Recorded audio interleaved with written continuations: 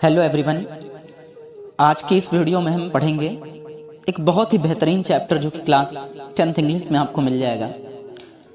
और इस चैप्टर का नाम भोली है। ये एक ऐसी लड़की की कहानी है जिसके घर वालों का बिहेवियर, जिसके टीचर्स का बिहेवियर और उसकी खुद की ज़िंदगी के हालात ने उसको इस कदर मारा कि उस पर कितना इस चीज़ का बुरा इफेक्ट पड़ा और उसकी ज़िंदगी को एक टीचर ने कैसे बदला, इस वीडियो में हम आज डिस्कस करेंगे। मेरा नाम सुलेखा था। बचपन में ये सब मुझे भोली बुलाते थे। मैं अपने पिता रामलाल की चौथी बेटी थी और जब मैं 10 महीने की थी ना तो चारपाई पे से गिर गई थी जिससे मेरा दिमाग डैमेज हो चुका था। सब मुझे भोली बुलाने लगे। जब मेरा जन्म हुआ तो मैं बहुत साफ थी, बहुत खूबसूरत थी। लेकिन जब मैं 2 साल की हुई ना तो स्मॉल पॉक्स की वजह से मेरा चेहरा ऐसा हो गया। मेरी आंखों को छोड़कर मेरे जिस्म के पूरे हिस्से में काले कलर का निशान पड़ गया। फिर मैं बोल ना पाई। अचानक इस कदर हुआ कि 5 साल तक मैं बोल ना सकी और जब मैंने बोलना शुरू किया तो मैं हकलाने लगी। सब मेरा मजाक उड़ाने लगे, इसीलिए मैं बहुत कम बोलती थी। हम 7 भाई बहन थे। वैसे भी इसके शादी होने के चांस बहुत कम हैं। एक नए कपड़े मिले, वरना इससे पहले तो मेरे कपड़ों को कोई धुलता भी ना था। चंपा जिस कपड़े को पहन के छोड़ देती थी ना, उसको मैं पहनती थी। मुझे नहलाया गया, बाल कंघी किए गए, नए कपड़े पहनाए गए। फिर मुझे विश्वास हो गया कि मुझे सही जगह ले जाया जा रहा है। जब मैं स्कूल में पहुंची ना तो मैं देखा कि क्लास में लड़की इतना रोई कि जैसे मानो कि बाढ़ आ गया। उसी कमरे में मैं सर झुकाकर मैं बैठ गई थी। मेरे टीचर ने कहा अपना नाम बताओ। मैं बोलना शुरू किया, भो भो भा। मैं हकलाने लगी। बहुत अच्छे बेटा, बहुत अच्छे, बोलो बोलो बोलो, नाम बोलो अपना। बहुत अच्छे बेटा, पूरा नाम बोलो। भो भो भोली।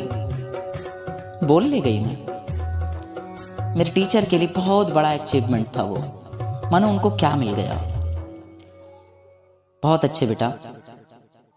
उन्होंने मेरे पीठ को थपथपाया, कहा बेटा बहुत अच्छे, अपने दिल से अपने डर को दूर करो।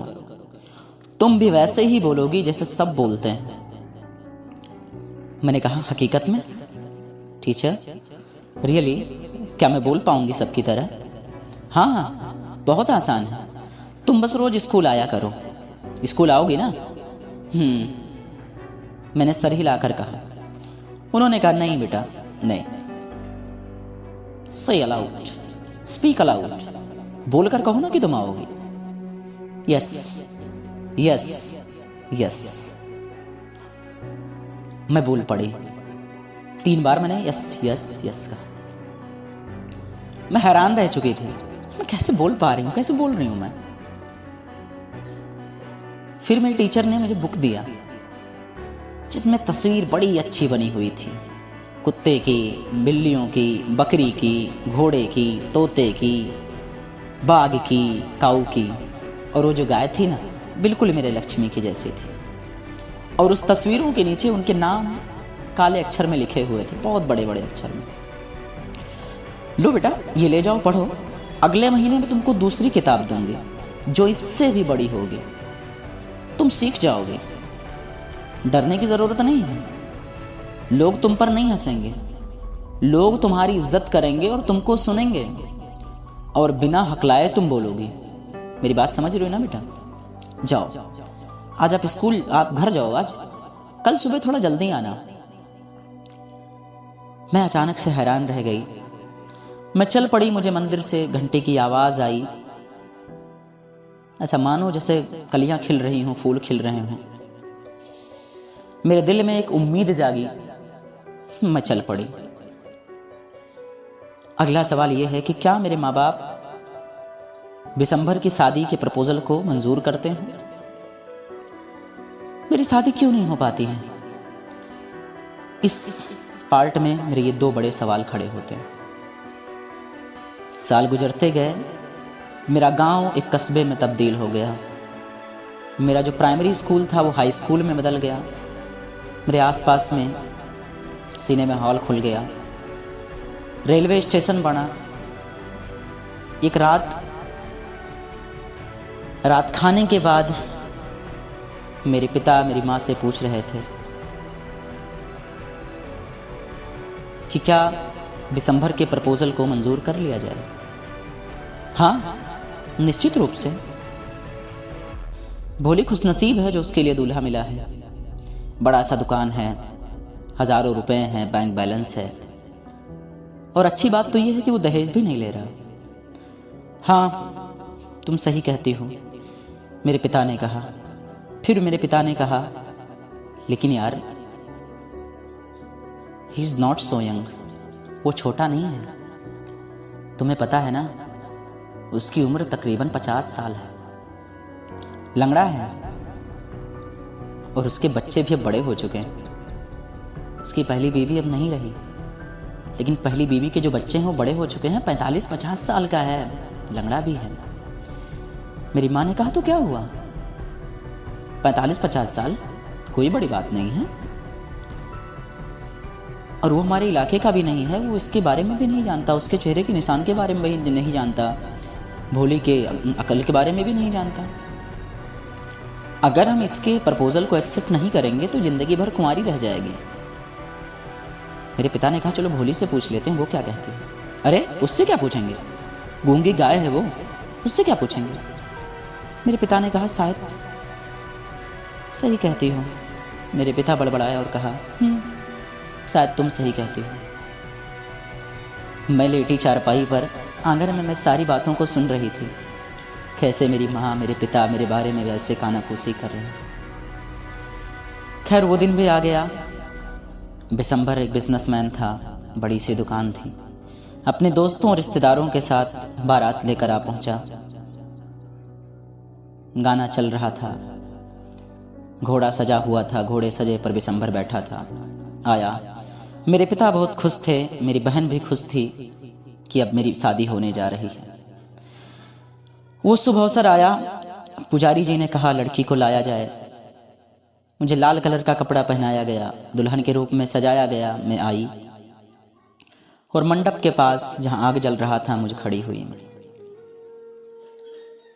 तभी मेरे सिर से, मेरे चेहरे से घूंघट हटा और बिशंभर ने मेरा चेहरा देख लिया। बिशंभर चौंक गया और उसने अपने दोस्त से कहा, क्या तुमने देखा उसके चेहरे पर निशान है? बिशंभर के दोस्त ने कहा, तो तुम भी कौन से नौजवान हो? दोस्त ने कहा, हाँ फिर भी कोई बात नहीं, लेकिन मैं ये शादी नहीं करूंगा। ऐसा बिशंभर ने कहा। फिर कहा, अगर मैं ये शादी करूंगा भी तो मैं बिना दहेज लिए नहीं करूंगा। और अब तक इस बंदे ने कोई दहेज की मांग नहीं की थी। कहा, मैं बिना 5000 रुपये लिए मैं ये शादी नहीं करूंगा। मेरे पिता आए, रोने लगे, गिड़गिड़ाने लगे कि मान जाओ, शादी कर लो, मेरी इज्जत तुम्हें चुथा लो, मेरी पगड़ी का सवाल है, मेरी मान रख लो, मान जाओ। आकर मेरे पिता उसके सामने रोने लगे और कहा, मेरे पास ये 2000 रुपये ले लो, शादी कर लो। लेकिन ये दरिंदा, ये बिशंभर बोला, नहीं, 5000 दो, या तो अपनी बेटी को अपने पास रखो, हम वापस जा रहे हैं। मेरे पिता रोने लगे कि मैं किसी को चेहरा नहीं दिखा पाऊंगा, ले लो, मान जाओ, कर लो शादी। मेरे पिता की आंखों से आंसू बह रहे थे, लेकिन ये बिशंभर मानने को तैयार नहीं था। एक ही रट लगाता, 5000 दो या हम बारात लेकर वापस जा रहे हैं। मेरे पिता गए, पैसे को गिनना शुरू कर दिया। पैसे इकट्ठा किए, लाकर बिशंभर के कदमों में 5000 पेश कर दिया। फिर इस लालची इंसान का चेहरा मुस्कुराया और कहा, माला लाई जाए, मैं शादी करने के लिए तैयार हूँ। एक बार फिर से मेरे चेहरे से दुपट्टा हटा, लेकिन इस बार मेरे चेहरे पर कोई गम नहीं था। मैंने आंखों में आंखें डालकर कहा, मैं ये शादी नहीं करूंगी। बिशंभर ने जैसे ही फूल की माला आगे बढ़ाई, मैंने हाथ मारा और वो फूल की माला जाकर उसी आग में जल गई जिस आग के चारों तरफ मुझे फेरे लेने थे। मेरे पिताजी चिल्लाए, आसमान सा उनके ऊपर जैसे मानो कि बिजली कड़क उठी हो। मेरे पिता के पैरों के नीचे से ज़मीन खिसक गई। मैंने कहा, पिताजी, माँ, भाई, मेरे रिश्तेदारों, मेरे पड़ोसियों, मेरे गांव वालों, मैं ये शादी नहीं करूँगा।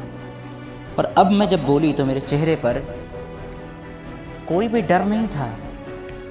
मेरी आंखें इस बार शर्म से झुकी हुई नहीं थी। पिताजी, इस पैसे को वापस ले जाइए, मैं इससे शादी नहीं करने वाले। मेरे पिताजी चौंक गए और मेरे जो मेहमान थे वो आपस में एक दूसरे के कान में कहने लगे, कैसी बेशर्म लड़की है ये कितनी बदसूरत है ये, इसके अंदर शर्म नाम की कोई चीज़ नहीं। मेरे पिताजी चिल्लाए, भोली, पागल हो गई हो तुम? क्या तुम्हें मेरी इज्जत की फिक्र नहीं? क्या तुम हमारे परिवार की इज्जत नहीं रखोगी? पिताजी, आपकी इज्जत के लिए ही तो सारी चीज मैंने आपकी इज्जत के लिए तो किया है। जो एक बूढ़े और लंगड़े के साथ शादी करने के लिए तैयार हो गई, किसकी खातिर पिताजी? आपकी इज्जत की खातिर। लेकिन अब मैं ये शादी नहीं करूंगी।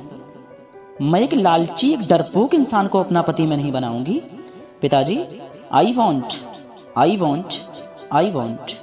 मैं ना करूं। मेरे पिता ने मुझे डांटा, कहा, पागल हो गई हो तुम? पास में खड़ी एक बूढ़ी औरत ने मुझे कहा, कैसी बेशर्म लड़की है ये। तो एकदम से हमको लगता था जैसे गाय की तरह है ये, बिल्कुल हार्मलेस लगती थी हमको, बिल्कुल नुकसानदायक नहीं लगती थी। भोली गुस्सा हो गई और उसने उस पलटकर बूढ़ी औरत को जवाब दिया, हाँ आंटी, सही कहती हो। गूंगी गाय थी ना, बोलने लगी है ये। गूंगी थी ना, इसीलिए तो दरिंदे के साथ, ऐसे इंसान के साथ जो बिल्कुल भी एकदम से इसके पास दिल ही नहीं है। गूंगी थी ना, हकलाती थी ना, बोलना शुरू कर दिया है मैंने। कुछ सुनना चाहोगी? और बिशंबर अपनी बारात को लेकर वापस चल पड़ा। बैंड बाजे वाले बेचारे कंफ्यूज थे।